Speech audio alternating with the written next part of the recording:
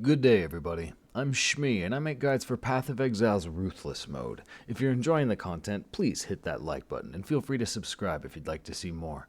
Today I'm back to show you the progress I'm making on my Cold Dot occultist Frosty, but there's really only one thing worth mentioning. Around level 76, I picked up this amulet, which gives me access to the Purity of Elements aura. It's kind of weird because this is a Mind Over Matter build, but we're using Mind Over Matter to damage split so that we can exploit our recoup.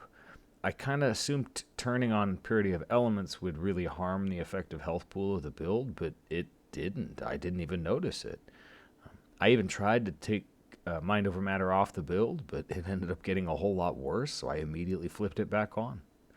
Other than that, I don't think I've actually found a single different upgrade. I've just been power farming maps for experience. I've also noticed that Blight League is awesome for farming experience.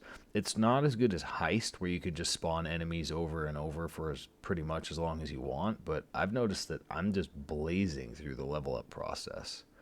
I've been running a whole bunch of Blight, and I did start some Blighted maps. I've only run a few, so I can't say for sure, but it feels like Ruthless Blighted maps cheese you harder than Standard League. I mean, in terms of lanes and towers. I had a few maps and a few encounters where it would give me this really one long winding lane, but literally only one tower spot. I never had that in Standard League. It's always at least two or three. I do need to have more testing before I can say for certain, but it feels like there may be some limitations where you get fewer tower slots in the Ruthless Blighted maps. I'm not sure. It also could just be me and I subconsciously don't want to admit it. So, could be, but whatever. I'm going to go ahead and get back to the grind. I have my first Alpha Temple coming up, and I'll have that in my next video.